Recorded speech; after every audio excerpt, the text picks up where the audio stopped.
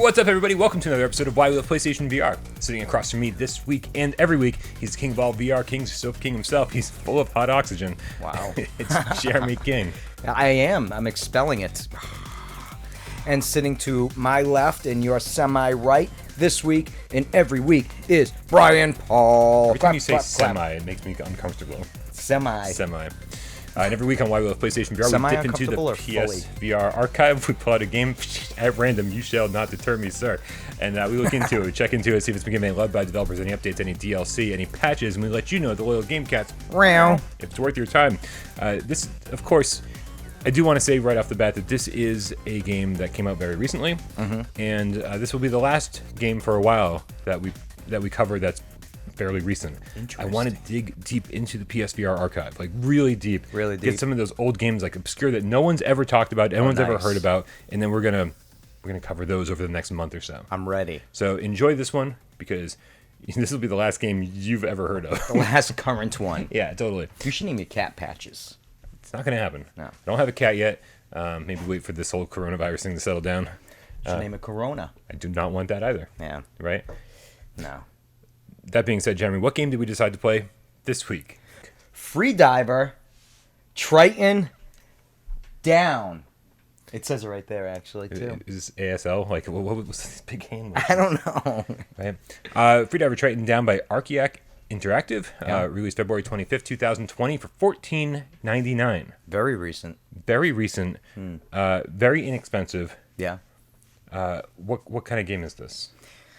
I don't know what you'd want to call this. It's not a diving simulator. Mm-mm. It's like an underwater, slow-paced, scuba diving, aquatic, search and find adventure. So it's an adventure game. Light on adventure. Light adventure game. Light adventure game. Okay. Yeah. Yeah. The survival. It is a survival game. Yeah. Because as Ren Tanaka, the female protagonist, that's right. You're a free diver, and what that actually means is there's no scuba gear. Mm-hmm. You do not have a big tank on your back for whatever reason. People made fun of me for not knowing what free diving was. Yeah, I was like, okay, well, it sounds ridiculous because this girl was not on vacation. No, and just like I'm gonna go for a swim, and oh, look what I found. Right. That's not what happens here. She's like going on a research mission. Yeah. And I don't need an oxygen tank. Too good for it. Way too good for it. Yeah. She's like, this is my hobby. This is what I do. Right. I don't need nothing. No. And it gets her into some massive trouble. Totally. Yeah. So this isn't Splash here. You're not going to breathe under there. And free. What's so free about being underwater? Free diving. You're trapped. You're fucked. Yeah. But just like Rush VR, I learned about wingsuit diving. Is that what it's called? Wingsuit flying? You didn't know that one existed? I like narwhals. I thought that was a thing that was a fantasy sport. Yeah, made up for Rudolph. Exactly. To ride on the back of. I was like, you can't fly through caverns in a wingsuit. There's physically that's impossible. As it turns out, I was wrong. I'm wrong about a lot of things. Aren't we all? Yeah. Yeah. Narwhals. Right, narwhals. That's a doozy. So first and foremost, the game kind of introduces you to Ren Tanaka. Yeah. And you can tell right away that something's gone horribly wrong because most of the game is told through a backstory. Yeah. You're being interviewed by somebody or interrogated or questioned. Yeah. How does that all work? So, yeah, basically you're interrogated. Sure. Yeah, you're interviewed, more so, I guess, about something and something that goes wrong. I don't want to give away spoilers. And then, of course, it's in flashbacks of you meeting with a professor, this old mentor, I guess you would. It speaks to you over the little earpiece. And you just can't have a VR game without somebody talking in your ear. All the time. Except they flipped it this time. It's an old guy in the earpiece. Sirens on our end. Yeah, those are us. Sirens on our end. Those are our sirens. Our sirens down here. Yeah, you're in the green screen. Don't worry. I didn't want my finger to get cut off. I do like off. that you were attentive, though. You noticed that? Yeah, it was almost like a zap screen. It was like, oh, too far. And basically, they just need your expertise to perhaps find or look at this underwater entranceway they found that they can't find these little keys to get into. Yeah, so the first thing you do is you're actually above water to start the game. Yeah. You're just kind of floating there. Here we are. Mm-hmm. And you take your move controllers. Your move controllers are required no matter how you play. We'll get into the control options in a minute. Yes. And you reach out, you pull the triggers, and you sort of just push yourself underwater. Yeah. Just, or you can this way to like breaststroke. Move on the forward. surface, or move back. Or turn. Just kind of. This is, and the weird thing is it does a pretty good job of all this. Yeah. This is how you would move around underwater. Yeah. There's another control scheme. Did you try it out? I almost certainly did. Yeah. Oh my God. Is this how? Let me guess. This is how you played most of the game. I did. Okay. Because tell me about the other control schemes. So the other control schemes, you just pretty much, I forget which button it is. You just press it and you move forward. Yeah. And then you just kind of aim your hand or the move controllers towards if you're going to swim up, swim down, left or right. Right. So if you're the kind of person that doesn't feel like moving a whole lot during a game, you can just pull the button down. Yeah. And it seems like you can swim faster this way. Oh, you certainly can. Than even if you're swimming yourself as fast as possible. And I do think that most people who play this game, there are a lot of sirens There's out there. So much. There was nothing all day. Right? I think they found like patient zero. For most of the people I've seen play this game start off and they use the full motion controls. That was me. I did. Yeah. And then I switched over. Yep, me too. But after about 5 minutes, I said, this isn't fun like this. I kind of enjoy maneuvering around these environments, even if it's a little tiring. Yeah. I had way more fun playing that way. It is more fun. So I switched back. I didn't. I stuck. And the reason I initially did is because I had 2 back-to-back days of various arm exercises, like chest and back and then triceps, biceps. Okay. Then this game. Yeah, bad timing. So it was like after I don't know, 8 minutes, eventually I'm like, you know what? I'm really sore. Yeah. And so then I switched the control scheme, and that's why. The downside, of course, being that when you switch the control scheme to easy mode, click turning only.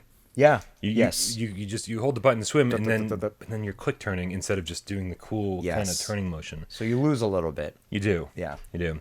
But besides that, there's another way to move around in this game that I really, really enjoy. Yeah. And that's by kind of just grabbing onto anything in the environment. Right? And and it took me a little bit of time to start utilizing that feature. Yeah. Because did you have the issues with the oxygen tanks underwater where you'd swim towards it and then you're like, no. And then you'd go back and you're no. Yeah. Yeah, at first, absolutely. So you had to grab it and then grab the oxygen tank. And then all of a sudden you start realizing you can pretty much grab onto the surface of anything. Anywhere. Oh, yeah. Here's an oxygen tank here. Just grab onto the wall next to it. You're just like a Garfield thing on a window. A suction cup. And I remember them. Oh, yeah. Yeah. There are points in the game where there's heavy currents. Right, and so you have to actually grab onto the rocks and kind of pull yourself forward. Yeah. And man, that is by far my favorite way to travel in this game. I know, right? Yeah. It just feels so satisfying. It does, and it feels like a movie, you're swimming along and you see the entrance and you grab it and you're like, and going through there. It's awesome. So if we haven't made it abundantly clear, you're pretty much underwater for this entire game. Yeah. And it is terrifying because very frequently you don't know where your next oxygen tank will be. So sometimes you're looking for an actual oxygen station where you can stop and, as you said, grab the mask and put it to your face. Mm-hmm. Did this convince you the way it convinced me, kind of unconsciously, that when you knew you were running out of air, it was panicky in a way that not just, I might die in this game. Mm-hmm. It was panicky in a way that, man, I'm in VR, and it sort of made me think that I was running out of actual oxygen. Right? The first time, I was like, and you hear right? And you're like, oh my God. There were a few times where I can't say this is actually a thing, but it felt like I might have been holding my breath because there was this big, such a sigh of relief when I actually got to the oxygen station. That I was like, I think I might have been holding my breath for the last minute. Oh, I guarantee you. I bet you I did at least once or twice. There's no doubt. I died within the first few minutes of that game. Oh, yeah. I could not believe it. I was like, Jeremy, you died within minutes. Minutes. Oh. Yeah. Probably the only person that could die during a tutorial, but shit. Yeah, it's, before you get the mechanics down, especially before you realize you can just grab onto anything, dying is super easy. Yes. But then it doesn't seem terribly difficult for the rest of the game. No, because if there's ever a time you look at you, because on your arm you have an oxygen kind of countdown thing of where you need. She can hold her breath for a very long time. She's really good at this. She wicked is. Yeah. I kind of understand why she kind of. I don't need this. I don't need the scuba gear. I get this covered. Yeah, I got it. Mm-hmm. My lungs are like tenfold yours. So you knew every time you heard you're like, uh-oh, and you look for an oxygen tank, and usually you could find one if you hadn't come across one. And they put them quite often. It's kind of like this game's version of checkpoints. There's a lot of checkpoints. Yeah. So there's a lot of places you can go and have air. So it's not really frantic. If you just kind of keep in mind where the last one you saw was, Yeah. you're kind of good to go. Yeah.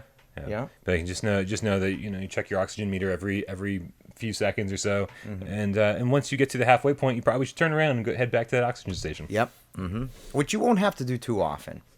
Usually, at least, I mean, there was the only time I had to turn around several times to get more oxygen was in that beginning huge area that you first dove under, where there's a couple layers in oxygen tanks here and there. Yeah, the first segment you get to is sort of this. It's the most exploration heavy area of the entire game. The only, I would almost think, actually. Yeah, 90% of this game you're really stuck on this ship that's sinking to the bottom of the ocean. Yep. It's upside down, and so you're maneuvering these kind of smaller environments. You're going through hallways, and you kind of learn your way around fairly quickly. Yeah.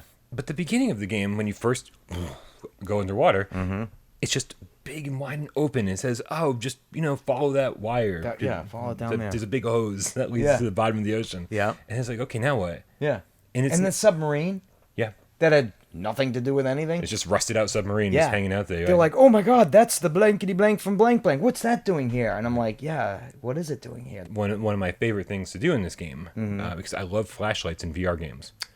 And so when you're exploring and you're going through those caverns and caves and all this stuff, and there's all these rocks everywhere, and you're pulling yourself through. I pull myself through, or like swimming with one hand, and the other hand I've got the flashlight out, and I'm shining it on everything because it just kind of looked really nice. It does look nice. It gives little shadows on everything under the water. And it's not the best looking game either. No, it's very average or above average at best.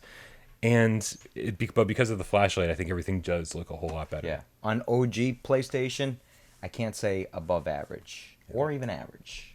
I don't think there's a pro patch as far as I've checked into. Real? I think we played the exact same version. Wow. Yeah, the trailers make this look a lot better. I think all this footage from the PC version, there's lots of details everywhere. Clear tubes for the oxygen where it distorts the words behind it. I noticed because it's like a green tube. That's a detail that I did not notice. Yeah, it's like a green army green tube in the PlayStation version.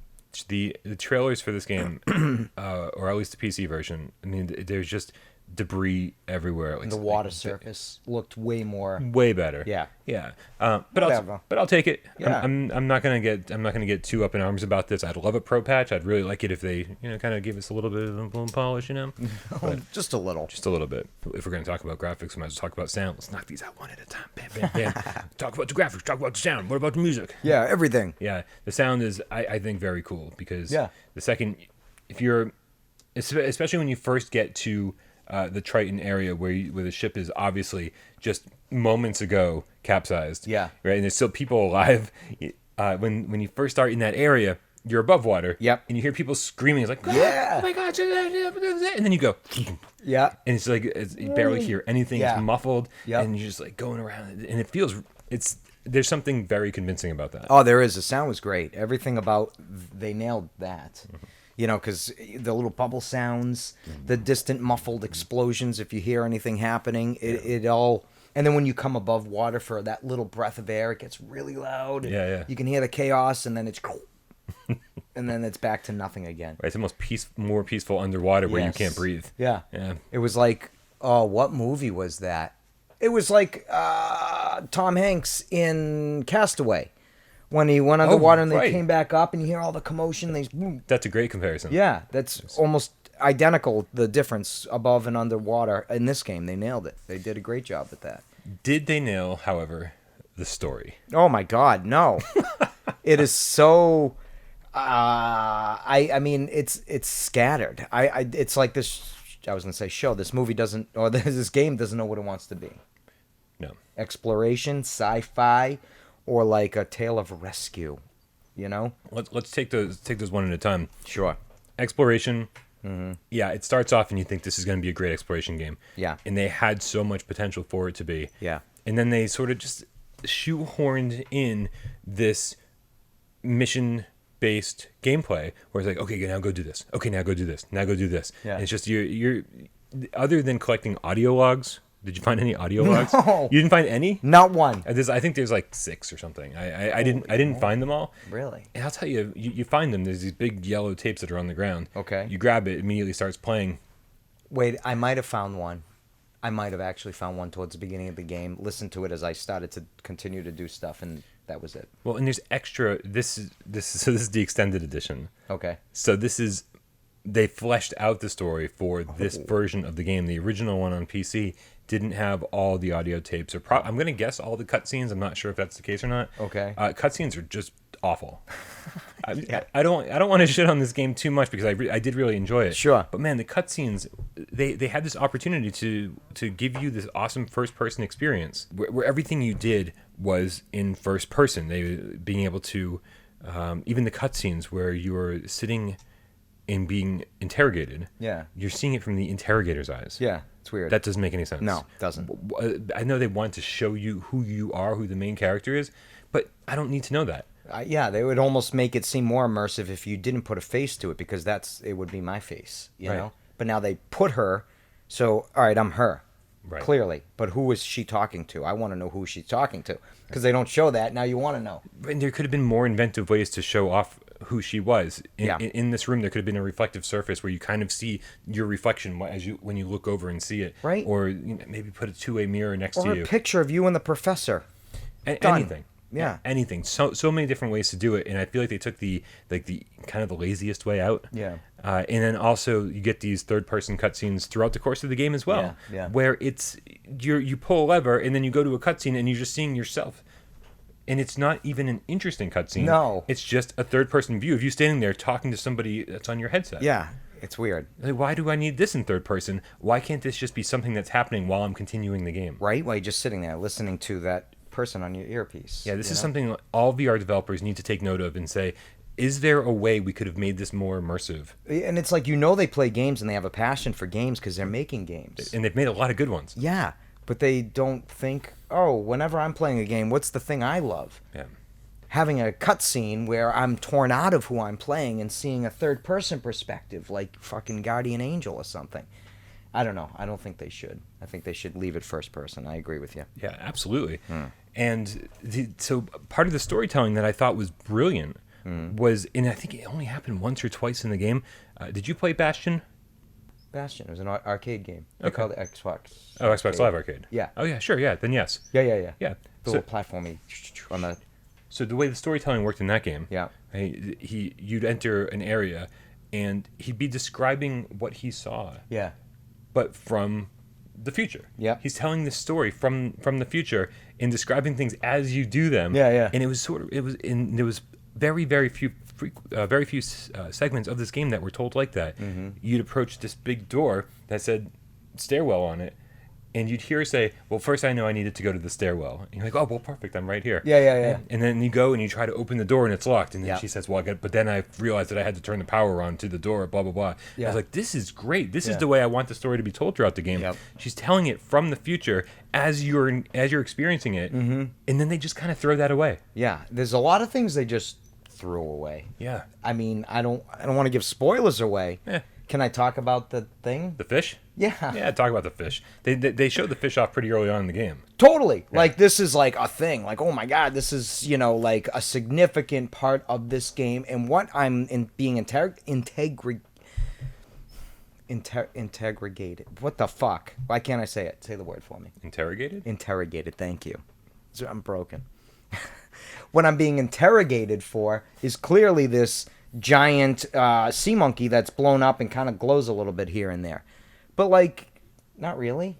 Yeah, was there any reason for this thing to exist? No. I mean... It was probably my least favorite part of the game. And it was contained in some, like, futuristic force fieldy thing. Yeah. That technology certainly wasn't what they were after either.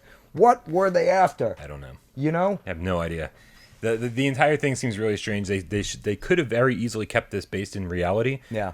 And just made it a survival game where you're trying to escape a capsized ship. They could have totally gotten rid of the sea monkey, and nothing would have changed. No, it might have even been better just because it's an unexplored aspect of the game. I knew how to get out towards the end because of that. That's about the only benefit that... True. Yeah. That's it. So they did explore the story a little bit more outside of the game, and this is weird. So Archaeact brought us some audio dramas. Okay. In podcast form. Okay. You can find them if you want. If you're interested, if the story of Freediver really, really grabs you, You can go and to... you need to know more. Right, you can go to RKX Discord, and there's links there to the audio dramas. There's 2 so far, as of this filming. There might be 3 by the time you see this. Okay. They're about, I think the first one was 17 minutes, 20 minutes, something like that. Mm-hmm. And they're okay. They're okay, but my problem was, while I was listening to it, I said, well, I would have cared about listening to this and exploring the more fleshed out backstory if they'd given us a little bit more in-game to make me care about the characters that we're exploring now. Right. And so it's sort of a chicken and the egg thing. Yeah, it's like you have to give me more for me to appreciate the more. I almost think they didn't care about the characters too much either, seeing as how they like abandoned them, a lot of them, and there's only 3 of them. There's not many going on. No, pretty much right off the bat. So, I mean, without giving anything away, I don't know what happened to any of them. Yeah, and honestly, I don't care. I mean, like, I'm not gonna go listen to the audio to find out what happened either. No, I listened to one of them, and it was just, why am I listening to this? Sure. If I cared more about these characters, if they made me care during the game, yeah. But they want you to care now, after you've played the game, and they didn't rope you in. Now they want you to listen to the audio dramas. And it's like, this is just strange.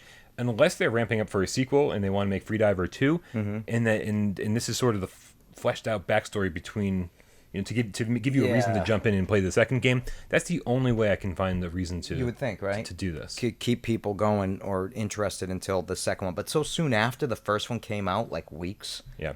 You would think months.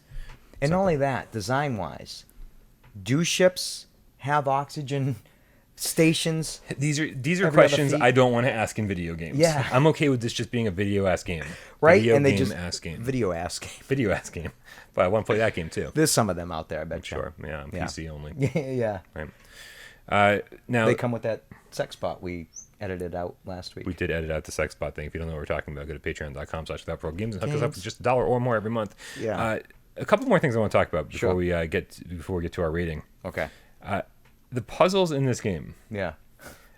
I mean, I shouldn't even use the word puzzles. Yeah, you shouldn't. Say, hey, go find a lever to pull. That's it. And sometimes, it's a really tiny lever in a really big room. Yeah, you're not kidding. Yeah. The worst one, I had the worst trouble, that stairwell. Yep. Finding that one lever with the flames. I think I died 4 times on my live stream. Oh my God. Knowing there's a lever around here somewhere. Yeah. I just need to find it. Yeah. And you're just looking around. Nope. Where is it? Can't find it. No.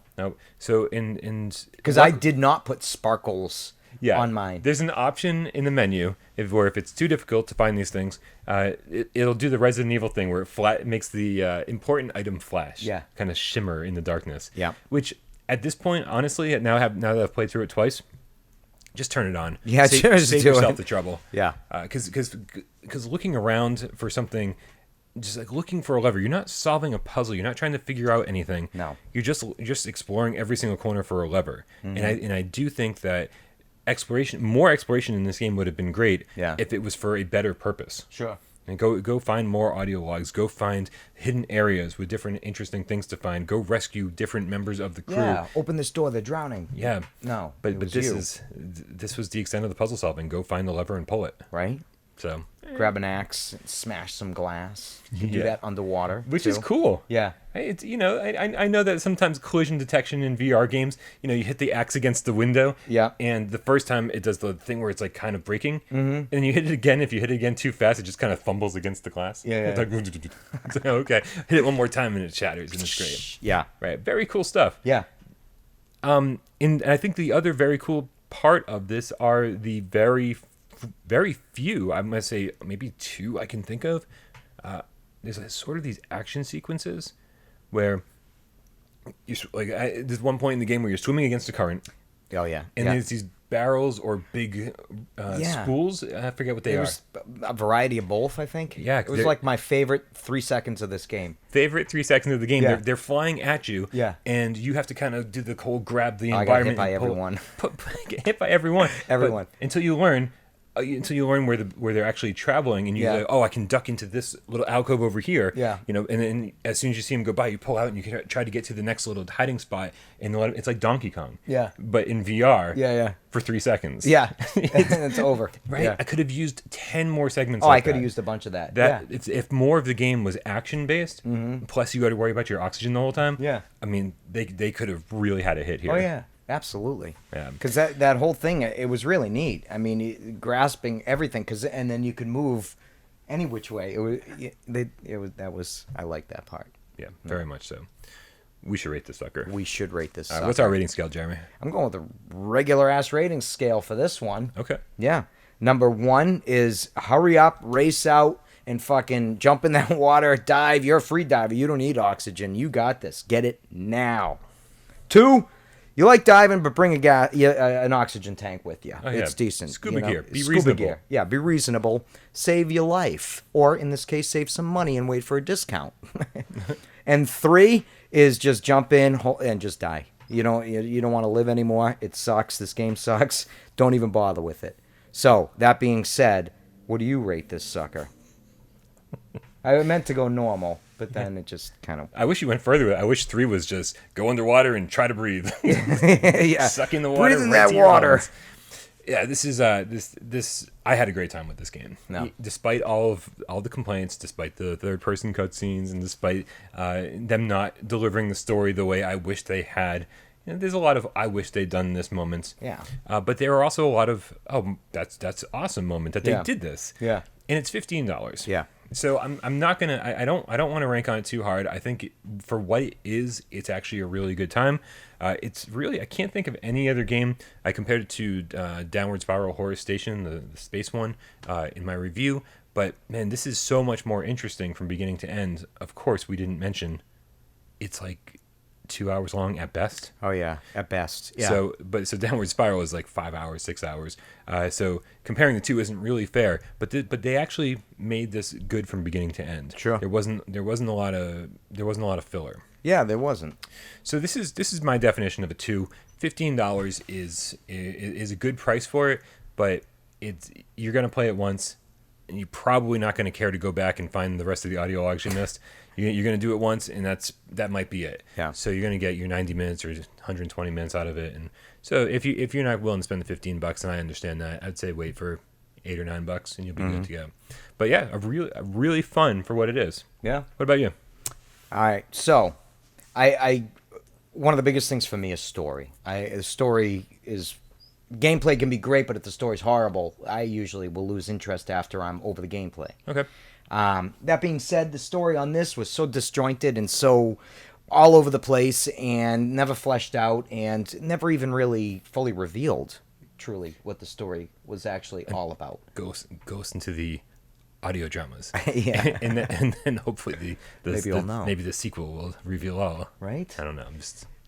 Yeah, the story was rough. It was rough. But the gameplay, I dug it. I thought it was pretty neat. Both control schemes.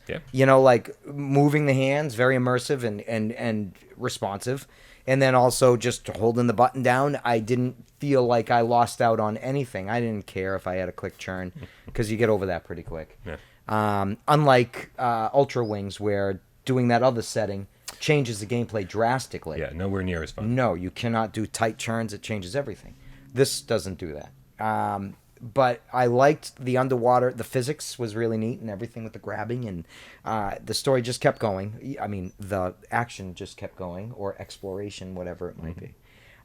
So I'm with you on this. I think for the price point, $15.